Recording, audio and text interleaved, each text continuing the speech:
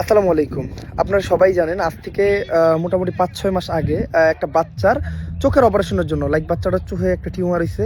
টিউমারটা ফাইটা ওর চোখে ক্যান্সার ও জীবাণু ওর ব্রেইন পর্যন্ত ছড়াই যাচ্ছে। তো ডাক্তার বলছে যে চোখটা উঠে ফেললে মোটামুটি একেবারে ক্যামো দিয়ে ট্রিটমেন্ট করলে ওর এটা ঠিক করা পসিবল, ওটা বাঁচানো পসিবল।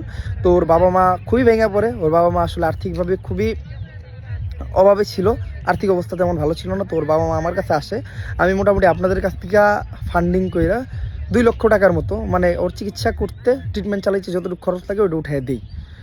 দেন ওর চোখের অপারেশন করা হয়, প্লাস ওর ক্যামো চলতেছিল। এটা ওর লাস্ট ক্যামো ছিল। তো একটা নিউজ আমি আসলে আপনাদের জানানোর সাহস করতে পারি নাই। সেটা হলো আজ থেকে 10 থেকে 12 দিন আগে লাস্ট ক্যামো যেদিনকে ওরে দিতে যাইব, তখন ডাক্তার বলে যে ওর ভাইরাসটা অলরেডি ব্রেইনে ছড়াই গেছে। ওর সব আত্মীয় স্বজনদের দেখা করে যেতে বলেন, ওর দেখে যেতে বলেন, ও হয়তো এই দুনিয়াতে আর থাকতেছে না। আমি ওর দেখতে যাবো, বাট আমি ওর দেখতে যাওয়ার আগে মহান আল্লাহ তাআলা ওর এই দুনিয়া থেকে নিয়ে যায়। তো ওটা তো আমি দেখতে পারি না শেষবারের মতো। ওর যখন ওর অ্যাম্বুলেন্স দিয়ে ওর নিয়ে গেছে ওর গ্রামের বাড়িতে, তো রাস্তায় ব্রেক করছিল, ওই জায়গায় আমি দেখছি। তো আব্বু আমার সাথে যখন আমি দেখা করি, আসলে আমি ভাইঙ্গা পড়ি অনেকটা। ওর আব্বু আম্মু আমার জড়ায় ধরে অনেক কান্নাকাটি করে যে বাবা তুমি অনেক চেষ্টা করছো। আসলে আমি চেষ্টা বলতে কি, কোনো না কোনো ব্যর্থতা তো আমার ভিতরে ছিলই, যার জন্য আসলে এটা হয়ে ওঠে নাই। আসলে ট্রিটমেন্টের সব টাকা দেওয়ার পরও যদি একটা বাচ্চারা আমি বাঁচাইতে না পারি, মনে করেন আমি এত কষ্ট করছি, এত কষ্ট করার পরেও যদি আমি একজনে বাঁচাইতে না পারি, কি আমি কি করবো? আমার কি দোষ কর? তো আমি অনেক চেষ্টা করি। ওর আব্বু আম্মুরে আমি ওর আব্বু আম্মুরে ওর আম্মু আমার কাছে এসে একদম ভেঙে পড়ে। হ্যাঁ, ওর আব্বু আম্মু আমার কাছে এসে একদম ভেঙে পড়ে। আমিও স্বাভাবিক থাকতে পারি না, যার জন্য ওই জিনিসটা থেকে বাইরে হয়ে আসার জন্য আমি আর এটা নিয়ে দ্বিতীয়বার কারোর সাথে কোনো কথা বলি না। আমার টিম মেম্বার সহ যারাই আছে, আমি আমার লগে এটা নিয়ে কথা বলতে ওদেরকে একদম মানা করি। তো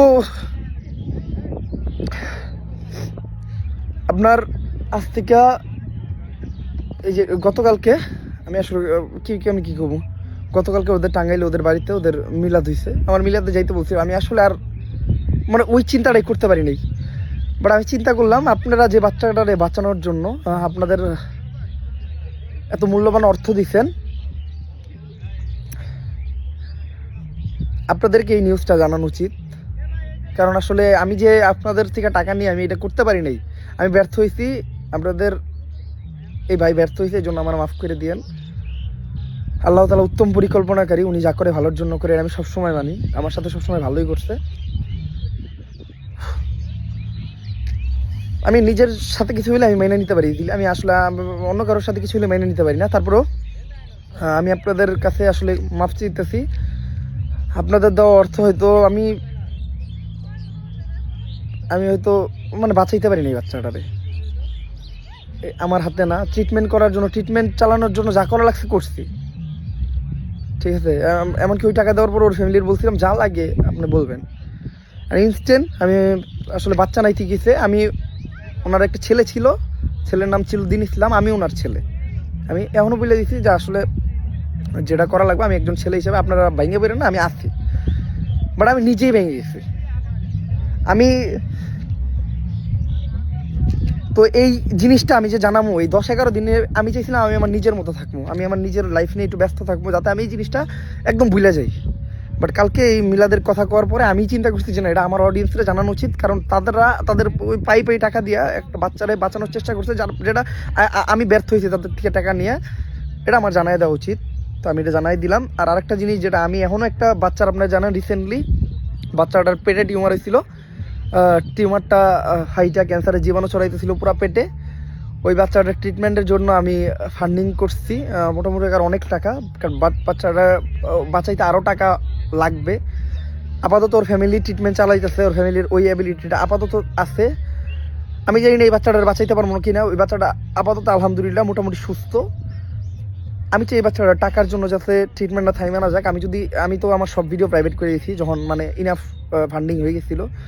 বাট যদি নেক্সটে যদি টাকা পয়সা লাগে, আমি যদি আপনাদের কাছে বলি, আপনারা চেষ্টা করেন। আসলে আমি একটা বাচ্চা চলে গেছে, আমি চাই না এই বাচ্চাটার কিছু হয়ে যাক। আমি আমার তরফ থেকে যতটুকু পসিবল হইতেছে আমি অতটুকু করতেছি।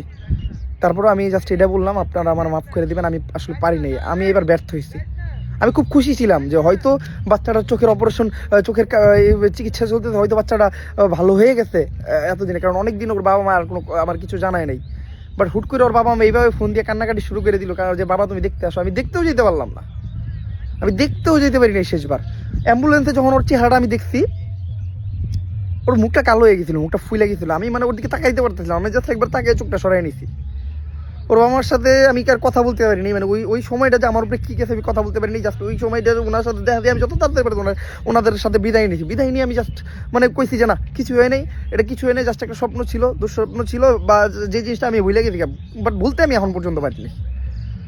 ঠিক আছে, তো যাই হোক, আল্লাহ যা করে ভালোর জন্য করে, আপনারা আমার মাফ করে দিয়েন। জাস্ট এইটুকুই বলার ছিল। আসসালামু আলাইকুম।